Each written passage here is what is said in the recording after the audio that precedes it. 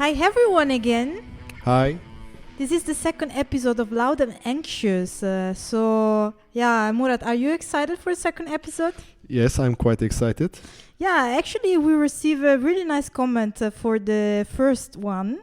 Thank you so much for all the nice words and the support that you gave us. It really means a lot. But we know that we have to improve. So we're currently making the next episode even much better. And we are even working on our Patreon page. Just keep tuned. We will reveal more information in the upcoming weeks. But what are we going to talk about in this episode? We have 5 topics, let's say. First, we will start about some news from the industry. I think both of us, we checked stuff, so we will share those. And if we have opinion, we will also discuss them. Then we have some nice releases that we also talk about in our previous episode. So we will go a bit deeper in those releases. So we will talk about Igor, we will talk about Burzum, we will talk about Mirkur, and the upcoming releases of Haken and Catatonia.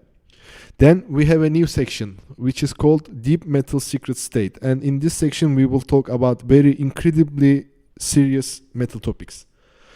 After that, I think we will talk about Peter Steele. This year is the 10th anniversary of his passing away. And finally, we will have a small section of shallow questions that will help you to know us better.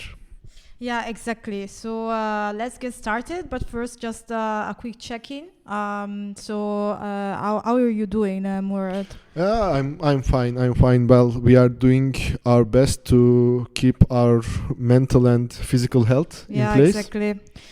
How was your week? The week was fine, except the fact that in this weekend I was a little bit sad because theoretically I should have been in Road Barn. True. Yeah, we are recording the 19th of April. And as you know, here in the Netherlands, as in many countries in the world, we are still in a kind of lockdown. And we heard that even in the future, other concert or festival will be cancelled, right?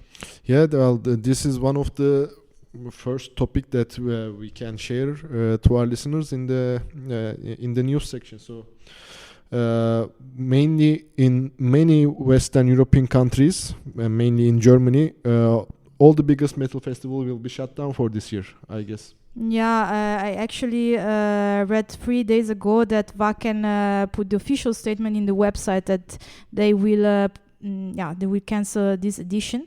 Mm-hmm. I was pretty sad. I tried to buy the ticket on the 25th of December, and I was unlucky because I waited too many hours apparently. But now is official, as well as Rock am Ring and other really big festivals. So yeah, I even heard that there's some people that they said that we will not have concert or festival until for 2021. Yeah, I'm also hearing those kinds of things, but in the meantime, in my applications that I follow for new concerts, etc., is that, for example, there's a new Epica concert which is booked in the December of 2020 in Amsterdam, if I'm not mistaken. So bands are still booking dates, but there is also some uncertainties. Yeah, I'm quite surprised that actually they're doing it. But yeah, probably they're quite positive, which is something that I'm not right now. We will see, I guess. Yeah, things seem stable, but again, we are just checking things from the news, from the mainstream news. So we know more than any other person around. So we will see. Yeah, I also read a couple of news in Metal Injection that were quite interesting for me. The first one is that Ticketmaster is making like a huge mess because apparently they're not refunding tickets anymore, but they're like postponing. And I'm not sure. I don't remember exactly the news, but I'm not sure that they're postponing because they know that there will be like a concert postponed. So there's like a fight, at least in the US, because they are not giving money back. But I also understand Ticketmaster. They're probably losing a lot of money right now. True. With all those refunds, it's that they only have their percentage from the tickets. Exactly. So yeah. Yeah, and it's not only like the ticket distribution, but also the bands itself. I don't know how it is in other parts of the world, but here in Western Europe, artists are kind of struggling to have support during this period. And I read this news that it was quite shocking for me, let's say, that recently Carnufex were about to go on tour. Of course, they had to postpone it. They decided to postpone it because of this situation, not to cancel it. But they were like, this was their own tour, so they were like the headliner band. And the singer Scott Lewis put in a Twitter that actually they lost $250K because they had to postpone their whole tour. And it's really like, and the band has to pay it, and it's really like a huge amount of money. So who is going to help them back during this situation? I don't think that no one will give them support or whatever. Yeah, well, in the light of this news that you also shared, I tried to contact one of my musician friends, and well, he said that governments, at least his government, is helping some musicians, some artists, but first of all, the help is not much. And also, it's not granted. So it's like you are added to a pool, and then if you are lucky or somehow you have something to say, maybe you are receiving some government help. So I think it's quite a hard time for the artists right now. And where is from your friend? Croatia. Croatia, okay. Yeah, I heard that in Italy, for example, there's already since some weeks a discussion if also people that work in the art environment, in the theater or in entertainment, let's say. Entertainment, yes, should receive support. Unfortunately, I guess that it would be quite difficult to have it because in Italy, at least, being like a musician or unless you're like really high level, is not considered as a proper job. Let's see. I'm really curious to see which decision the governments will take it here and maybe also in other continents, in other countries. Well, it's been now 2 weeks that we are talking about some quite negative news. Well, the positive news is the weather is very nice right now. At least here, yes, correct. Yeah, so I hope everything will get better, and also for the industry and for everyone in Europe and in the world right now. Okay, now then let's talk about the new releases or the interesting releases of 2020. We chose 3 new albums, and first we will talk about Igor. Yes, recently, I think like some weeks ago, Igor, this French artist, released the album, the third album of his project, and I got to listen to it like quickly, to be honest, because what I actually noticed is that it's always the same thing. So what I want to say is that Igor is quite peculiar as an artist, as a musician. I really like the project because it puts a lot of stuff inside. You can hear like oriental music or classical structures, music style, let's say. But after the second album, doing another one that it's basically the same characteristics is quite boring for me. Yeah, well, I can understand your point, but I have to disagree about it is a bit boring. First of all, I learned about Igor from you. So you told me about him, to listen to him, so I started listening.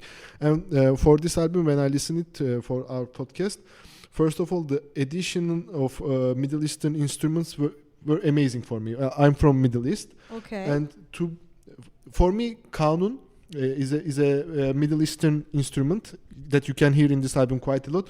It has a very specific voice, and I really like the voice of kanun. You can also hear some oud, some violins, some what was this one? Accordion. Oh, okay. Yeah. Yeah, I was So- about to describe what he was showing to me, but we didn't need to do it. So Yeah, there are some instruments that are not very how to say, we are not used to hearing metal scene, but especially for me, the kanun, I think it goes very nice with metal music. I already heard it in Victor Wooten's project, Octavarium. They have only one song, but again, there was a section with the kanun. So for me, it's amazing. Other than that, I really like the arabesque style of violin in this album. So mainly when you use violin in metal, you use it more like a classic music. So more Western style. But there's a specific way and specific scales of playing violin in the arabesque or in the Middle Eastern music that he used it in this album. I find it very entertaining and very refreshing to hear, let's say. And finally, well, not finally, but now I was checking my notes. The Baroque influences in songs is amazing. Of course, the classic music in metal music is very widely used. So yeah, you can hear in symphonic metal, you can True, hear true. in power metal, everywhere. But specifically, Baroque is my favorite era in classical music. So it's totally subjective, but I really liked it. Finally, the use of polyrhythms in this album was very nice, because in many prog albums they use the polyrhythms on a 4/4 song, and they just show that the drummer is able to play the polyrhythm. But Yeah. here I think it was more Led Zeppelinish. So the whole band was playing polyrhythm, Yeah. the whole project. So for me, it was from a music perspective, it was a very nice album. Yeah, it's let's say one specific one of the characteristics of Igor album, and if you also listen to the old one, you can actually see that it's basically the same, like the same idea of changing rhythm from time to time, and very suddenly, let's say. I'm not saying that it's a bad album or is a bad artist. I actually would advise everyone to listen to them or him. It depends how you consider the project, because there's one project behind it, but yeah, you see a lot of artists that actually cooperate together. And also in the future, if it's possible, I think that I also see one gig from Igor, yeah, here in Europe. I'm not sure exactly where. I think it's here in Western Europe. Yeah, I would advise also to go and see them, because it's quite interesting to see them on stage. Yeah, I would like to do that. Yeah. Yes, for the next one, yeah, Right. We will be talking about Tullian Mysteries by Burzum. Yes, exactly. I am actually quite. I don't know. How can I say it? So I really like Burzum, or at least I was really into him when I was in my 20s. You know, Burzum is connected to this all true Black Norwegian story or legends or whatever. So I mean, you will find a lot of documentaries about this community and what was happening in the 90s. And of course, Burzum was famous because he murdered his guitarist, and for this reason he was incarcerated for 20 years, and then he came out and he moved to France, but then he was accused as a terrorist. And it was really, I mean, his stories is like, I think that someone, well, actually there already exist books about him, but I think that eventually someone will even make a movie. I think that there's a movie about Mayhem, the band. There is one, I think, very recently, like 2019 or 18. There's Exactly. And I think there's also him, because he was playing in this, in Mayhem, band Mayhem. But I think that in the future, eventually, they will make a movie about him. Specifically for him, Because his life is so crazy let's say. So anyway, if I'm not really a huge listener of him anymore, every time that I see that he released something, I'm always curious and excited to listen. Yeah, I think that deep in my heart, I hope that it will come out with something like Philosophen, that is like his most famous album. Apparently, it's not like this. So Tulen Mysteries is completely different than Philosophen, and is more like the continuation of his album from 2014. So yes, this idea now to record about this kind of Celtic medieval folk ambient, which is completely fine, but is not really what I expect from him, first of all. And second, I do not believe that is really good quality. So it's really like, I call it ambient, but for me it's more like someone that start to record something by himself for the first time. So it's just like put some stuff together that looks nice and looks about a certain style, but from someone that is, I don't know, 20 years that is playing, is not really a good outcome. So maybe, I mean, I suggest you to have a listen, let's say, because it's still interesting. And yeah, if you like Celtic things or medieval things, for sure it worth at least one listen. But I guess that if we talk about Mirkur, is much better, right? Yeah, well, I think the last interesting release that we will talk today is the Folkes Sange, or I don't know how to pronounce it, but from Mirkur. So I will give some small information about it. This album is released like 3 weeks ago, a full-length album.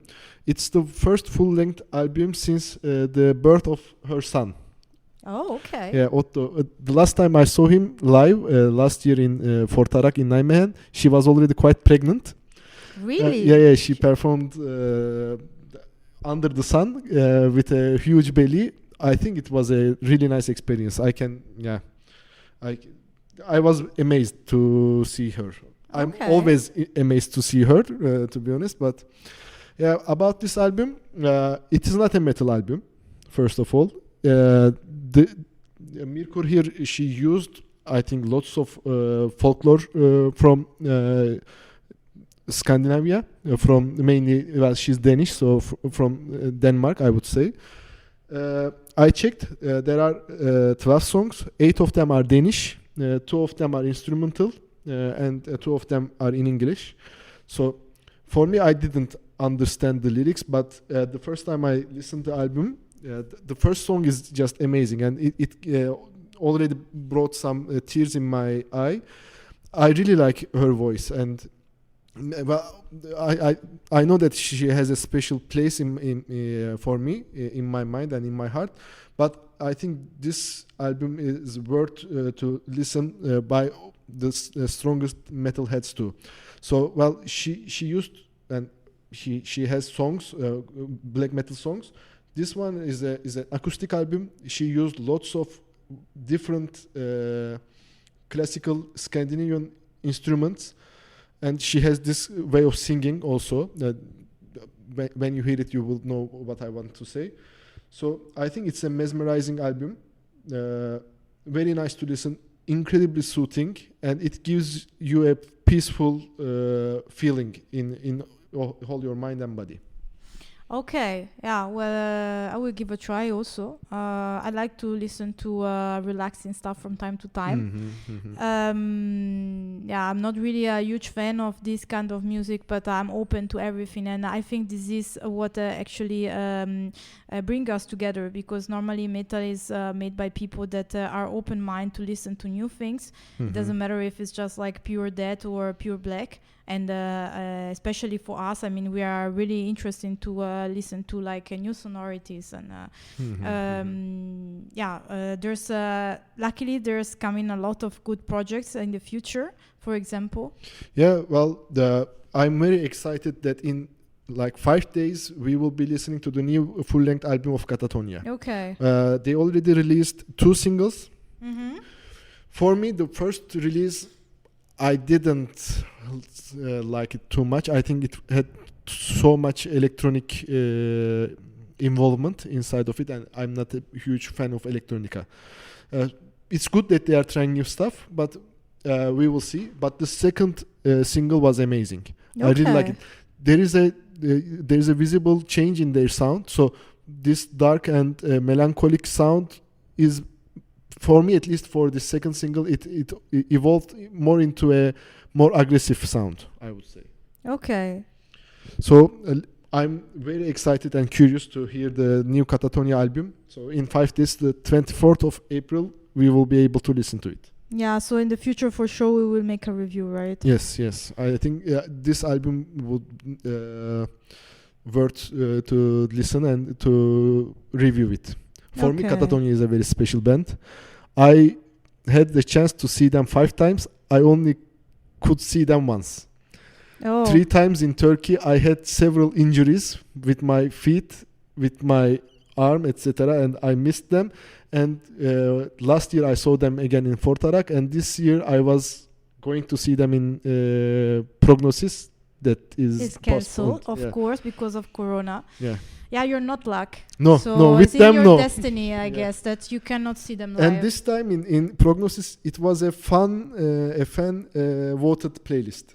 So they would play 10 songs that will be voted by the most voted by the fans. You mean? Wow. Okay. I was looking forward for it, but can imagine. But I think the Prognosis is not cancelled; it's postponed. Oh, okay. So and Catatonia already did, at least Prognosis told that Catatonia will be playing. So let's hope for September or October that we can see that. In the past I used to work for a metal webzine, and I actually had the possibility to interview them.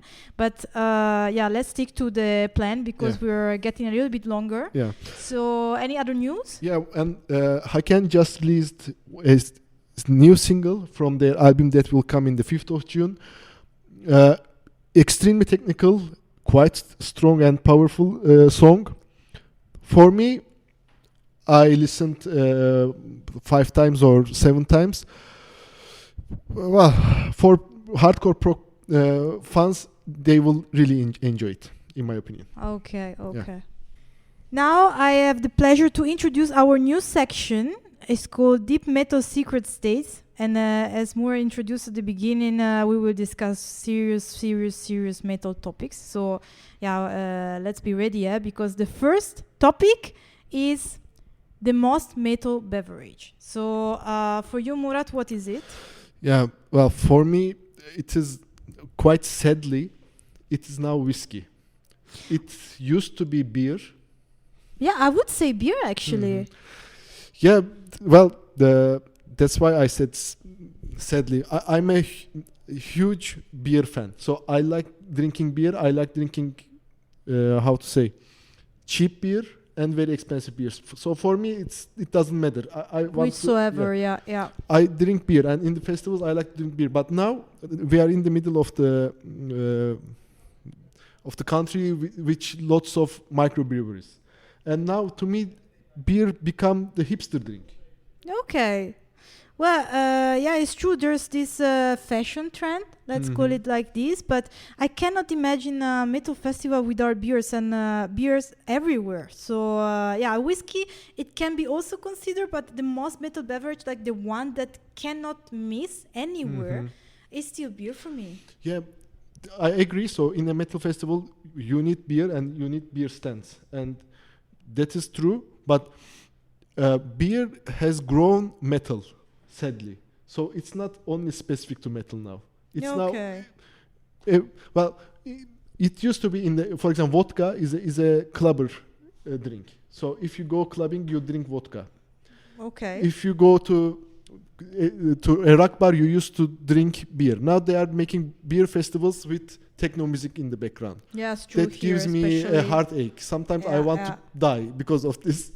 Yeah, it's true. But actually, I would like to ask our listener what they think about it. Yeah, you can choose from between these two, or you can add something else like Sex on the Beach, for example. That I would have lots of. I don't know. It just popped to my mind, but yeah, for me, sadly, beer has lost his place, And whiskey, why whiskey? Because think about the 80s, 70s, when metal being a how to say a rock star, I think you drink like Jack Daniels. In all the video clips, they drink Jack Daniels. Yeah, but it's more like advertisement in my opinion. That's also true. That's also true. Yeah, after discussing the most important topic in metal history, now, as we said earlier, this is the 10th anniversary of Peter Steele's passing away. Yeah, it's really sad. Actually, I saw something on internet, and I started to think about it because I was kind of a fan of Type of Negative, and this guy was amazing. If I don't know how many of you guys know about this singer, because actually was the singer of Type of Negative, but he was like a 2-meter hot guy actually that looked like a vampire, but not a vampire from Twilight, a real vampire actually.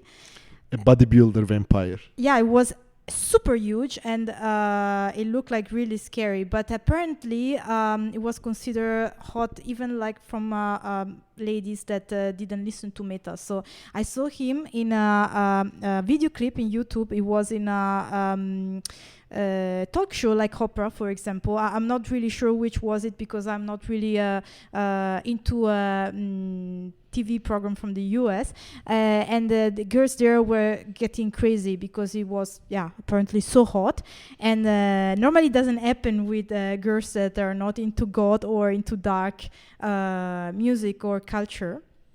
And it was a singer of Type of Negative, and together they were making this really awesome music. It was kind of God, but also there is not like the commercial God that we're used to it, like full of female vocalists that talk about melancholy, or like that they're so depressed because their love is not reciprocated or something. So it was really like about that, and like wild love, and sometimes connected with this topic as vampires, or like decadence and despair. And it was really like one of the best band in the 2000. And I remember because I started to listen to them in 2003 when they released Life is Killing Me. That, by the way, is like my normal sentence when I'm like really stressed. And I'm just comment Life is Killing Me, which actually is true, because life is killing everyone. Actually, yes. So it was really nice album title. And I got really interested about them from Life is Killing Me, and their most famous song from the time that was I Don't Wanna Be Me. But the most famous song at all from Type of Negative, and I would advise you to ever listen to, is Black Number One. That is kind of really nice ballad, but is a really dark ballad.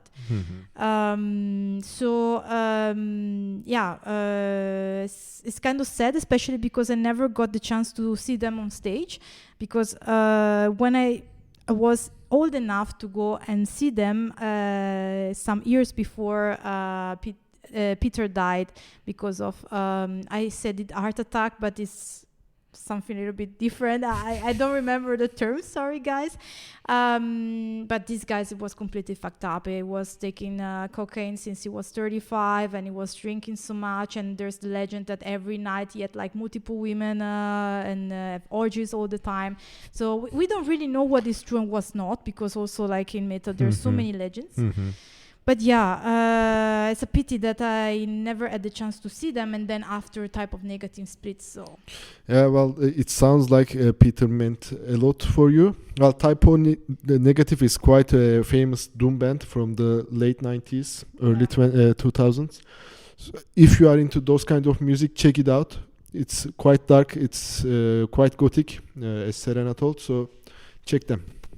Okay, guys, we're almost to the end of this episode. As last week, we thought it would be nice to give you some more information about ourselves.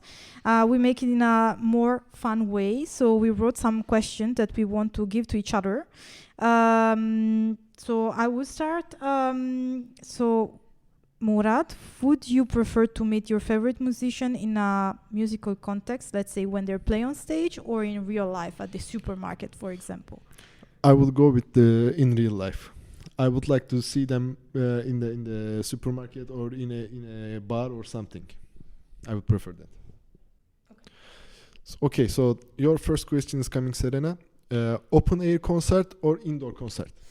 I prefer open air. I think that the atmosphere is much more excited.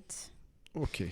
And what will you give up between the ticket of your favorite festival and the chance to play with your favorite musician or band?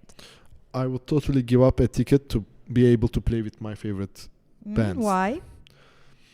I think it's not so often that you can play with the artist that you listen. Yeah. But you can find tickets from several ways to any kind of festival. So your next question is that, okay, in the same night in the town, two bands will play, Agent, Fresco and Monuments. Which one do you choose? I think Agent Fresco, because the main reason why I was listening to Monuments was Chris Barretto and now he's gone. So, yeah, definitely Monuments. Agent Fresco, you meant. Oh, sorry. Yeah. Now we hear the real answer. Yeah, no, because guys, I'm checking the notes, so I'm talking and I'm reading something, and women are quite multitasking, but sometimes I also reach my limit. Anyway, the next question is, what do you prefer between a super friendly hippie festival girl or a distant goth girl in black torsolette? I would go with the goth girl. Okay. It's like too much happiness is too much for me. And I know those hippie festival girls. They are like so friendly. I'm an introvert. I will just prefer to shut our mouths and sit together with the goth girl. And cry maybe together. Or cut ourselves off. You never know. We can also do some black magic when the relationship gets further. Okay, I have a very nice question about fashion. Which color goes best with black? Red, purple, white, or green? Well, actually, I like gray. Gray. Yeah. Okay, then we have a new pair. Okay, actually. I didn't know. Well, okay, so gray. Yeah, I also have a question about fashion. Are you pro to have a metal dress code in a festival, or everyone can wear whatsoever stuff? I would go with non-dress code. I think metal should be as free as possible. I would like to see some people with animal pajamas, actually. So those are happening in all festivals. You saw those onesies. So I have hope still. Yeah. Okay. The next question is that, well, it's quite personal, maybe. Would you prefer to date a metalhead or non-metalhead? To be honest, I dated both of the categories, and of course, if you date a metalhead and this guy has more or less your same taste, it's nice, but it's not really mandatory. So, and also from my side, this is the last question of the episode. By the way, when is the best moment to listen to metal? During a road trip or while working? Oh, this is a hard one. Well, I would go with working because it helps me concentrate, and road trip, if I'm not alone, then I prefer chatting. Yeah, but it can be in background anyway. Yeah. So the last question for my side to Serena is that would you prefer that your favorite musician or artist start using social media very actively, or that he or she remains a bit mysterious? Well, I like gossip, so for sure the first one. Yeah. I want to know everything about artists, but not so often they're uploading their own Facebook. Well, it depends. It depends on the people, right? True. If it's just makes the magic goes, then maybe you would prefer that you stick to the persona that you created about him or her. Mm-hmm. But if she is or he is cool, like Christina, then it's better. Our love, Christina. Well, at least we have something in common. I mean, I really like Christina because she was one of the singers that I started to listen when I was super young. Apparently Murat has his platonic love about her. Yeah, not much we can do. And obviously we will talk about her in each episode. I will keep bringing her. Probably, I think so. But yeah, just let us know in the comments if you like it or not, or if you have like other hot female singer that we would like to discuss together with Murat. If you want to hear his opinion, I think is a good time to start to write in the comments. Yeah. Well, we finished the episode. Yes, we finally finished. Thank you so much to keep up with our journey, let's say. Yeah. Thank you for listening until the end. Please put your comments down below. Yes, and also read the details below the podcast. You have all the links, also the link to our playlist in YouTube. Yes. And what else? See you or hear you to the next episode. See you next episode. Bye. Bye.